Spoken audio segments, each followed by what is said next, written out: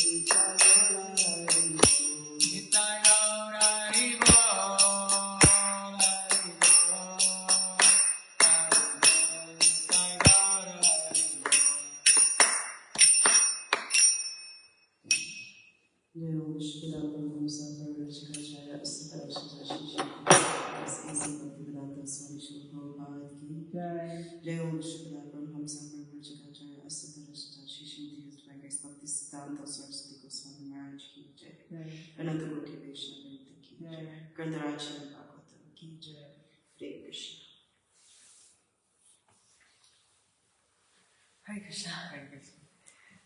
Welcome to Devasadan Mandir, ISKCON Detroit, Shrimadbhagavatam morning Bhagavatam class. Today we are reading from Canto 1, Chapter 9, which is the passing away of Bhishma Dev, and it is going to be text 46. So we'll just recite a small prayer before we get started. Narayan Namaskrityam, or Om Namo Bhagavate Vasudevaya. Om Namo Bhagavate Vasudevaya. Om Namo Bhagavate Vasudevaya. Om Namo Bhagavate Vasudevaya. Om Namo Bhagavate Vasudevaya. Om Namo Bhagavate Vasudevaya. Narayan Namaskritya. Narayanam Namaskritya. Naram Cheva Narottamam. Naram Chaiva Narottamam. Devim Saraswatim Vyasam. Devim Saraswatim Vyasam. Tato Jayamudire. Tato Jayamudire. Nashtaprayeshu Bhadreshu. Nashtaprayeshu Abhadreshu. Nityam Bhagavata Sevaya. Nityam Bhagavata Sevaya. Bhagavati Uttama Shloke. Bhagavati Uttama Shloke. Bhaktir Bhavati Naishtiki. Bhaktir Bhavati Naishtiki.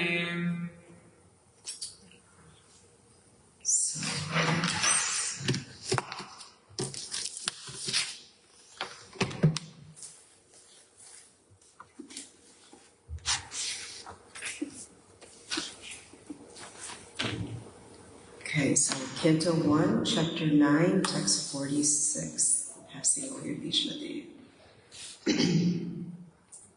Tasya maybe I should do one more. So Tasya Nirhara Nirharam Nandini Adini. Okay, Tasya Nirhara Nandini.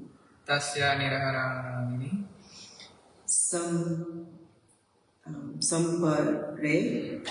Sampare Tasya Bhargava Yudhishthira Kara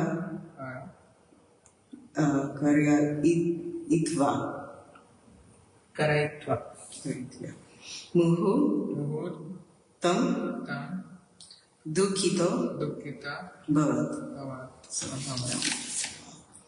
Tasya Nihara Adini Sampare Tasya Bhargava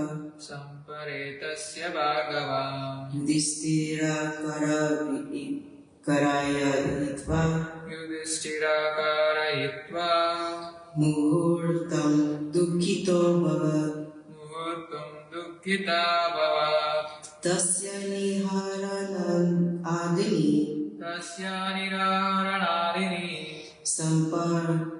Sampare Tasya Bhargava Yudhishthira Karayitva Muhurtam Dukkito Bhavat Tasya niharanadini Sampare tasya bhargava Yudhishthira karayitva Muhurtam dukhito abhavat. You would like to repeat? Tasya niharanadini Sampare tasya bhargava Yudhishthira karayitva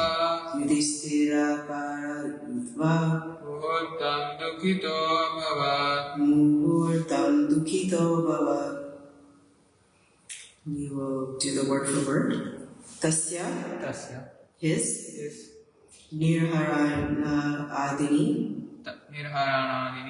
funeral ceremony. Samparitasya, of the dead body. Bhargava, O descendant of Brigu. Yudhishthira, Maharaj Yudhishthira, Karayitva, having performed it. Muhurtam, for a moment. Dukhita, sorry. Abhavat, became. So, tasya niharanadini sampare tasya bhargava Yudhishthira karayitva Muhurtam dukhito abhavat. So translation and purport by His Divine Grace, A.C. Bhaktivedanta Swami Shrimadbhagavatam, Shrimadbhagavatam ki jai. Translation. O descendant of Brigu, Shaunaka, after performing funeral rituals for the dead body of Bhishma Dev, Maharaj Yudhishthira was momentarily overtaken with grief. Please repeat. O descendant of Brigu, Shaunaka, after performing funeral rituals for the dead body of Bhishma Dev, Maharaj Yudhishthira was momentarily overtaken with grief. Purport. Bhishma Dev was not only a great family head of Maharaj Yudhishthira, but also he was a great philosopher and friend to him, his brothers, and his mother. Since Maharaj Bandhu, the father of the 5 brothers headed by Maharaj Yudhishthira, had died, Bhishma Dev was the most affectionate grandfather of the Pandavas and caretaker of the widowed daughter-in-law Kunti Devi. Although Maharaj Dhritarashtra, the elder uncle of Maharaj Yudhishthira, was there to look after them, his affection was more on the side of his 100 sons, headed by Duryodhana. Ultimately, a colossal clique was fabricated to deprive the 5 fatherless brothers of the rightful claim of the kingdom of Hastinapur. There was great intrigue, common in imperial palaces, and the 5 brothers were exiled to the wilderness. But Bhishma Dev was always a sincere, sympathetic well-wisher, grandfather, friend, and philosopher to Maharaj Yudhishthira, even up to the last moment of his life. He died very happily by seeing Maharaj Yudhishthira to the throne. Otherwise, he would have long ago quitted his material body. Instead of suffering agony over the undue sufferings of the Pandavas, he was simply waiting for the opportune moment because he was sure and certain that the sons of Bandhu would come out victorious in the battlefield of Kurukshetra, as his lordship, Sri Krishna, was their protector. As the devotee of the Lord, he knew that the Lord's devotee cannot be vanquished at any time. Maharaj Yudhishthira was quite aware of all these good wishes of Bhishma Dev, and therefore he must have been feeling the great separation. He was sorry for the separation of a great soul, and not for the material body which Bhishma Dev relinquished. The funeral ceremony was a necessary duty, although Bhishmadev was a liberated soul. Since Bhishmadev was without issue, the eldest grandson, namely Maharaj Yudhishthira, was the rightful person to perform this ceremony. It was a great boon to Bhishmadev that an equally great son of the family undertook the last rites of a great man. Okay. Om Jnana Timirandasya Jnananjana Shalakaya Chakshuramitamyena Tasmai Shri Gurave Namah Shri Chaitanya Manobhishtam Stapitam Yena Bhutale Swayam Rupa Kadamayam Dadati Swapadantikam Vandeyam Shri Guru Shri Yukta Padakamalam Shri Guru Vaishnavamsha Shri Rupam Sarvatatam Saganam Vidam Tam Sajivam Sadvaitam Savadutam Parijana Saitam Krishna Chaitanya Devam Shri Radha Krishna Padam Sagana Lalita Shri Vishakam Hey Krishna Karuna Sindhu Dinamando Jagatpate Gopesha Gopika Kanta Radha Kanta Namostute Tapta Kanchana Gaurangi Radhe Vrindavaneshwari Vrishabhanostute Devi Pranamami Hare Vanchakalpatarubhyascha Kripa Sindhuve Vachapatitana Bhavnebhyo Vaishnavebhyo Namo Namah Namo Vishnupadaya Krishna Prastaya Bhutale Srimate Bhaktivedanta Swami Niti Namani Namaste Saraswati Devi Gauravani Pracharini Nirvishesha Shunyavadi Vashakade Shatarini Jai Shri Krishna Chaitanya Prabhu Nityananda Shri Advaita Gadadhara Shivasadi Gaura Bhaktivinoda Hare Krishna Krishna Krishna Hare Hare Hare Rama Rama Rama Hare Hare. So reading the translation one more time. O descendant of Bhrigu. Shanaka, after performing funeral rituals for the dead body of Bhishmadev, Maharaj Yudhishthira was momentarily overtaken with grief. So, today,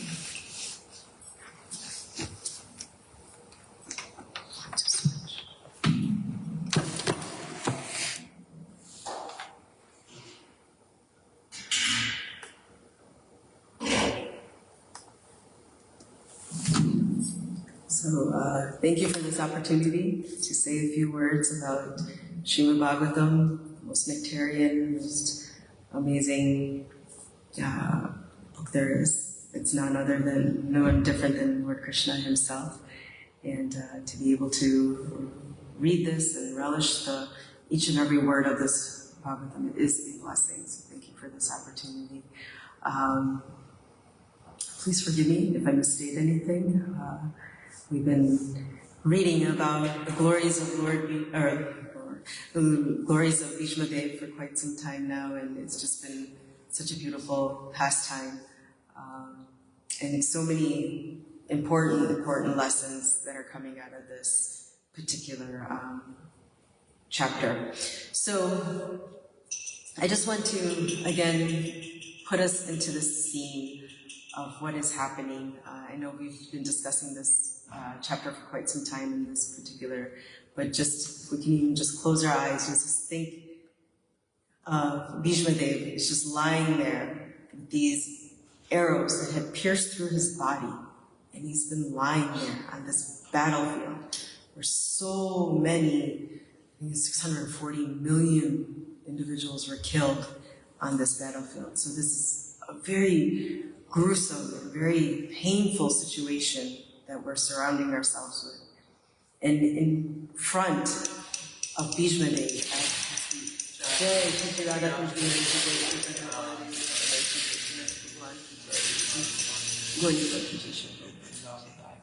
in front of us, standing there is Lord Krishna, right? The Supreme Personality of Godhead himself is standing there, fully effulgent and just witnessing, has brought the Pandavas here. The Pandavas are dressed in their royal garments, fully, they're not like in the forest anymore, and they're fully dressed in their royal garments where they should be, in their positions where they should be. And Shrimadbhagavatam is there. He sees the Pandavas, he talks to Yudhishthira Maharaj, and then he finally fixes his mind, body, and soul, everything on Lord Krishna. Can you imagine? We are all going to die. We are all going to die, right? At one point or another.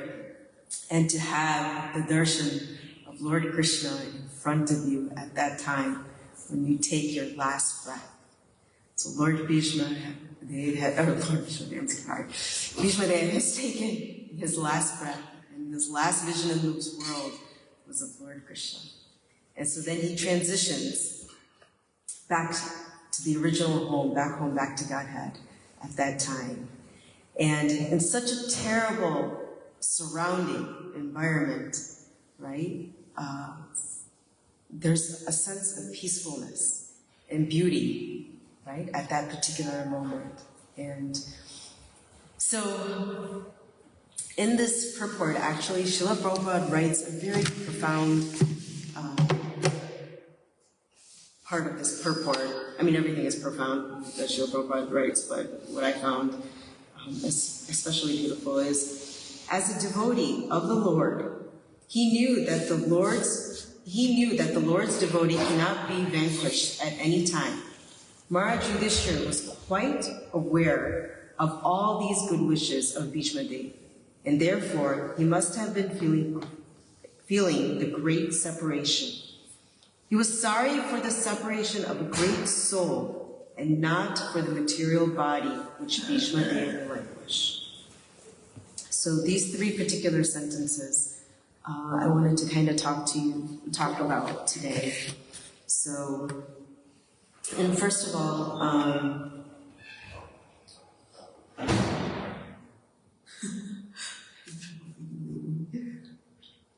so as a devotee of the Lord, he knew that the Lord's devotee cannot be vanquished at any time. So although Bhishmadev has departed now, right, and his material body may still be there,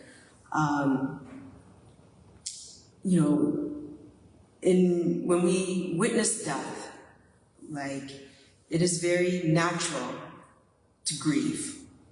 Right? This grieving process. I want to talk a little bit about this grieving process too.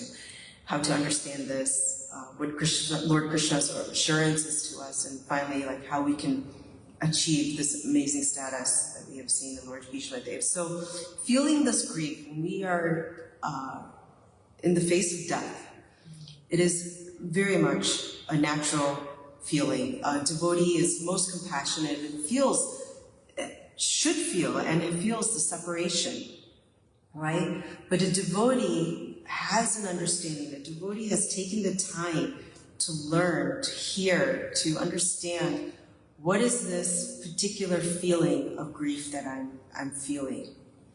And here we see that Maharaj Yudhishthira feels immense grief, right, at the separation, but it's a separation of the soul and not necessarily of this material body.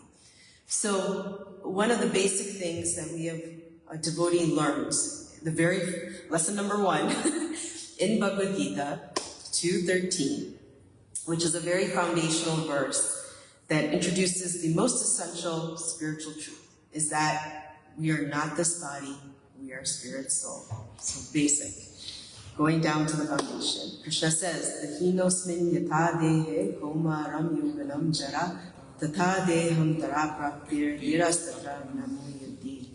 So here Lord Krishna uses a very simple, universal example. He says, just as the body constantly changes from childhood to youth to old age, the soul remains the same, right? We have all witnessed this. We've seen our baby photos, we've seen our high school photos, we've seen all kinds of, as time goes on and progresses, right? It's the same I, but it is different. It is not the same. So what is that saying? The thing that stays the same is the soul inside. So everyone can understand this, that unchanging observer, or the unchanging, is the Atma, the eternal soul. So Krishna then points out another very profound point here, is just as we naturally accept the changes within our lives and stuff, we should also accept the final change, which is receiving another body at death, right? This dehantara prapti. So death is actually not an end. It is simply a transition for the soul. This is not always easy to understand, right? Because we are so attached to this body, we think death is the end, right? The general public thinks death is the end. When you die, everything is gone, lost, true, and stuff, but it's just simply a transition of the soul, going from one body to another. So this is what Srila Prabhupada explains, that in this verse, it actually demolishes the material misconception that the body is everything, right? That this body is who I am versus I am actually the soul. So the body is temporary, it's ever-changing, while the soul is eternal. Lesson number 1, understanding that this basic understanding actually is the beginning of real spiritual life. If we understand this point, so many things in this world would be so different, right? If we understood that we're the soul and not particularly this body. Krishna says that a dhira, a sober person, a very thoughtful person, is not bewildered by these changes, right? So this is what happens when we come into Krishna consciousness. As we learn about lesson number 1, we start to understand and not become so bewildered when we see these particular changes. And why? Because we know that this body is temporary. It's constantly changing. You are not the same person you were yesterday, actually. It has changed. And it's not going to be the same person as tomorrow. It has changed. Right? So, but what am I? I am an eternal servitor of Krishna. That will never change. Ever.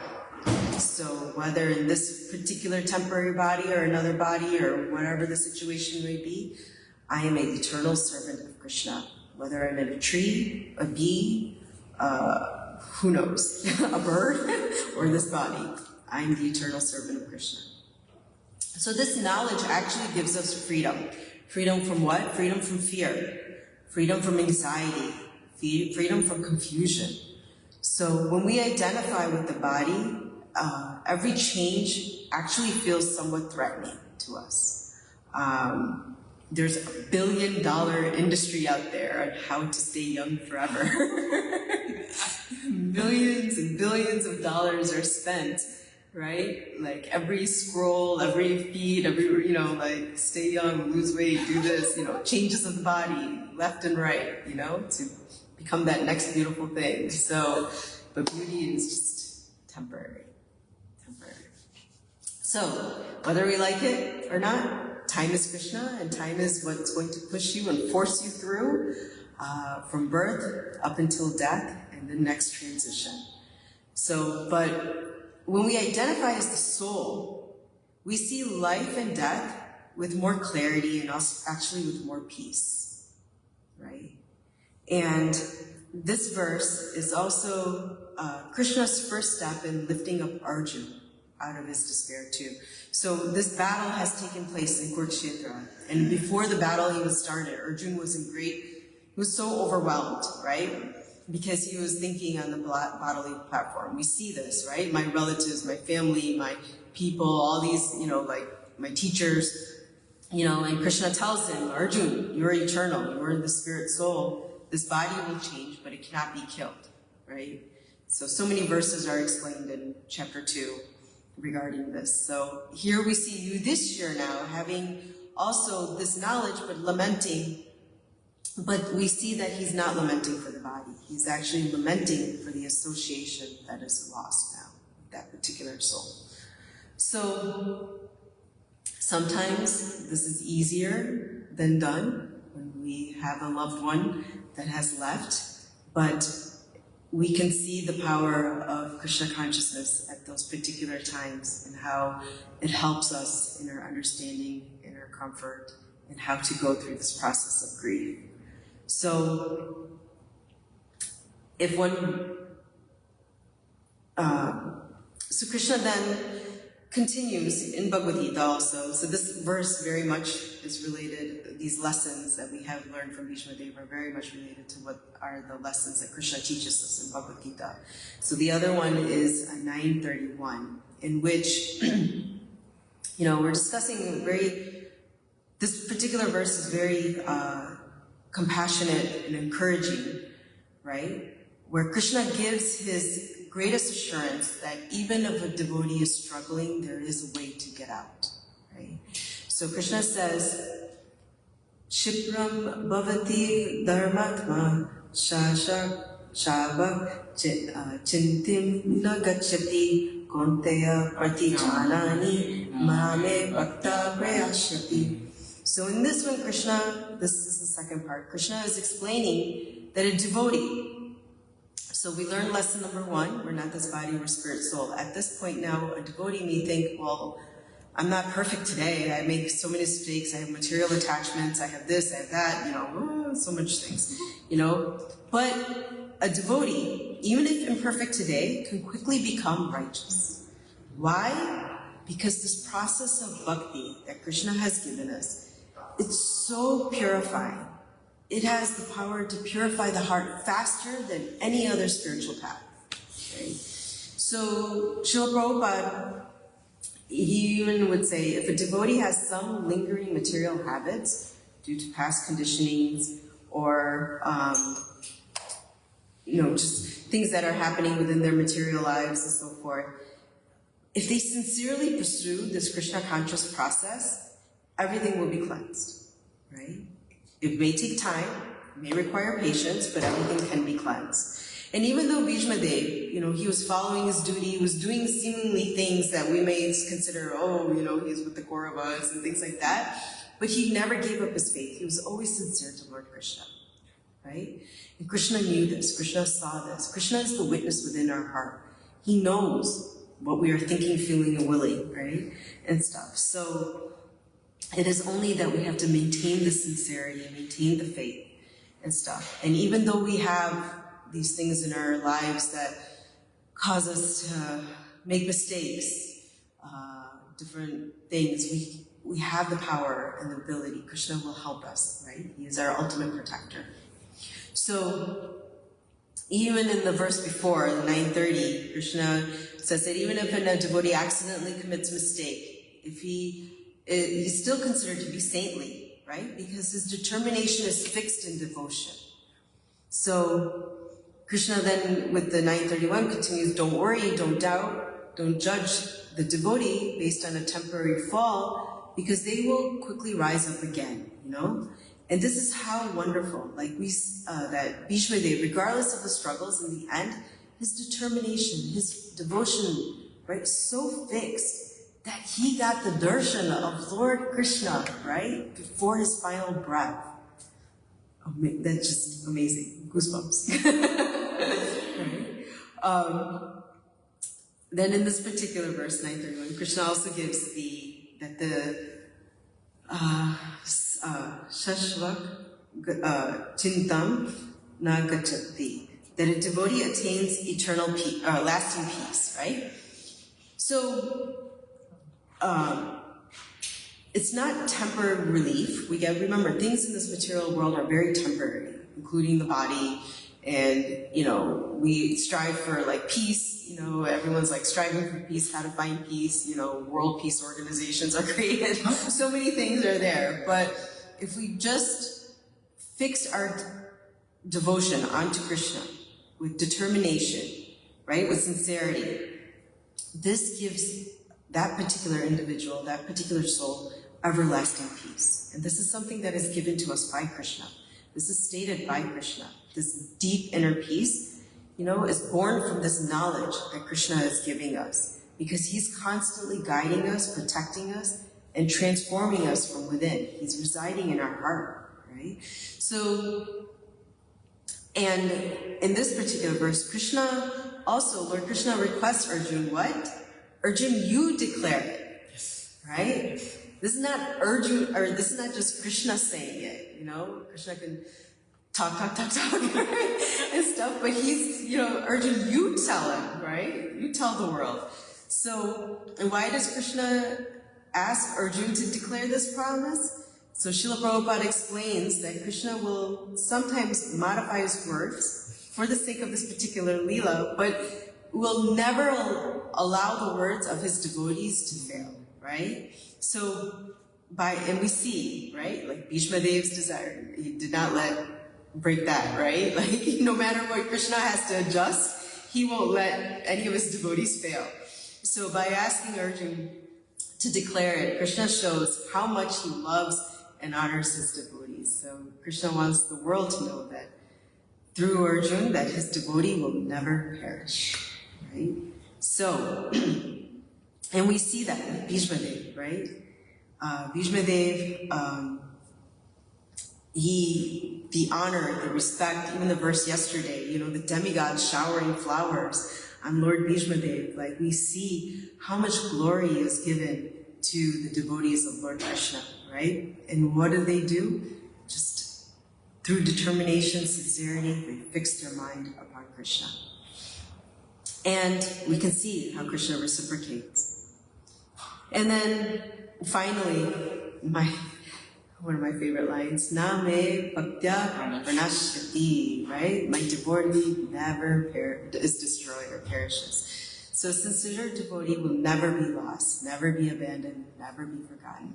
Although we grieve, and sometimes when a devotee leaves this world, we feel the separation, but at the same time, he can never be lost, abandoned, or forgotten by Krishna, right? And even, even if a particular devotee or you yourself are going through a difficult time, a difficult path, material things are always around us. Maya is right around the corner. But Krishna personally oversees our progress and brings them to perfection, right? So we have in this particular life, as a devotee leaves their body, how Krishna oversees their progression. We've seen in many examples, not many, I would say, in a few examples of recent devotees who have left their bodies, how Krishna has arranged for devotees to either remind him of himself, remind him of Krishna, even when they're physically unable to do it, how Krishna sends so many blessings upon that particular devotee before leaving their body, and even in that final moment, how through kirtan, through whatever it may be, that the Lord arranges so that devotee never has to think of anything else but Krishna. So this is like true life, right? Like these are examples of real life that we've seen, that when a devotee has to transition from this life to the next, or wherever it may take, that Krishna is there, and we see that that particular soul is protected in that final stage, or in that particular transitional stage. So, this is the greatness of our Lord, Shri Krishna, and the beauty of becoming a devotee.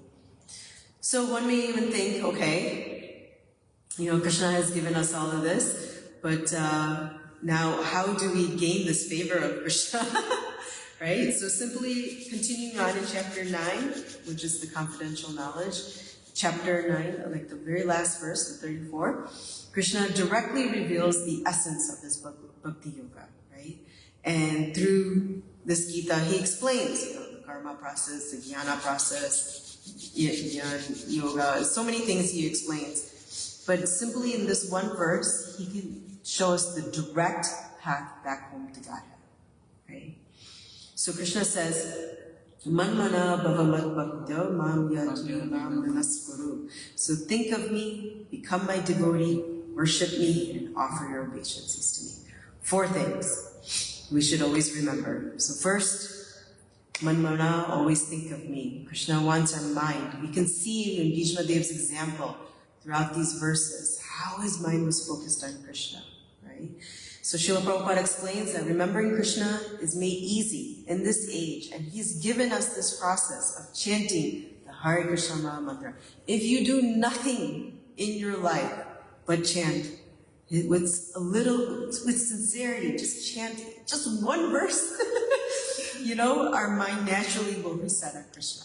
So thinking of Krishna is not a force, it actually becomes very joyful when our heart is engaged in this chanting process. Yes, it is like brushing our teeth. Every morning we have to get up, we chant our rounds. It is a prescribed one of the duties we do and stuff. So in the beginning, of course, it will be like that, but slowly, slowly, as you continue this process with great sincerity, it becomes super joyful, right? In fact, when we don't chant our rounds in the morning, we feel like, oh, something's missing in our lives. And then become my devotee. This is very significant, right? Becoming Krishna's devotee. Love God, right? All Krishna does and asks for us. He doesn't ask us to become great scholars or yogis or renunciates. We don't have to memorize every single verse in the Bhagavad Gita. Just simply develop a relationship with Krishna, right? He loves us more than we can even imagine. So if we can just show him a little bit of love and that reciprocation, it will just blossom, right?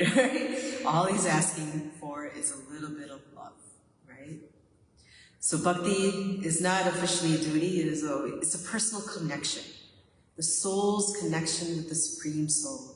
There is a connection in everybody. Whether you like it or not, you have a connection, right? But how to develop this connection? And this is what Lord Krishna is inviting us in Bhagavad Gita, is to have this relationship with him. And once we start developing this relationship, it is the most beautiful relationship you will ever have experienced in your life. So develop this relationship, become his devotee. Then the next one is worship me. Worship means practical service. Offer food. Everything that you receive on your plate has come from somewhere with some energy and so forth. Where does that all come from? It comes from Krishna. Sing kirtan, glorify the Lord, serve the deities, serve the devotees, clean the temple, all of these services, using our talents in Krishna's mission, preach the Lord's mercy, distribute a book, give someone this love of bhakti, right? This love. So through this worship, we express our devotion physically and tangibly, right? So Srila Prabhupada taught us that even a small offering, when it's done with sincerity, it's immediately accepted by Krishna. But it has to be done with sincere effort, with the best of our ability, right? And finally, offer your obeisances unto me. Bowing down is actually a symbol of surrender. It softens the heart and it reminds us that we're these insignificant, dependent souls on Krishna. When we bow down, it's not an exercise, it's not trying to do like planks or anything like that. When we bow down, right? It is surrendering our mind, body, and soul onto our ever-well-wisher, eternal ever-well-wisher, Lord Krishna. So Srila Prabhupada often says that even a simple gesture can bring this spiritual advancement. So this paying our obeisances is actually an act of humility, And I think there was a story of Srila Prabhupada one time, like someone's like, oh, I don't feel like bowing down. Like someone had made a comment and stuff like that. Like it's almost like fake it until you make it. Like just do it and you will eventually see how that humility will start building within you. So in this verse at the very end, Krishna says, do these things, right? And surely you will come to me. This is a promise because you are very dear to me. Pratijane priyosime. This is one of Krishna's most affectionate statements. Think about it. Because you are dear to me. Krishna is saying, you are dear to me. The Supreme Lord is saying, you are dear to me. The Supreme Personality of Godhead is saying, you are dear to me, right? And simply if you give your mind, heart, service, and surrender, you will return to me without fail. How beautiful is this statement, right? Like, goosebumps again. So Srila Prabhupada often says that this one verse, if followed, is enough to make our life perfect. It is so simple yet so profound. And so by understanding this simple yet profound statement from the Lord, we can take comfort in these times of grief. When we see a great devotee leaving their particular material body behind, we know that all of these things that Krishna has promised, all of these lessons Krishna has given us, that we can feel hope for this particular soul that is leaving, right? We can get all the strength we need to overcome this association that we will miss, and so forth. So, such a beautiful verse. All the verses are beautiful in Bhagavatam, but such a wonderful verse it is, and how Krishna teaches us in Bhagavad Gita and in Shrimadbhagavatam. He sets the examples through his devotees, and together we can see how these lessons are so profound within each one of our lives. So thank you so much for listening today. I hope at least some of these things we can follow or think about or meditate on this day, that we, at the most, always think of Krishna, right? Always manmana. Let's try to at least spend our time thinking of Krishna. If we can try to do everything else, that's great. But thank you so much for your attention, kind attention today. If I made any mistakes, please forgive me.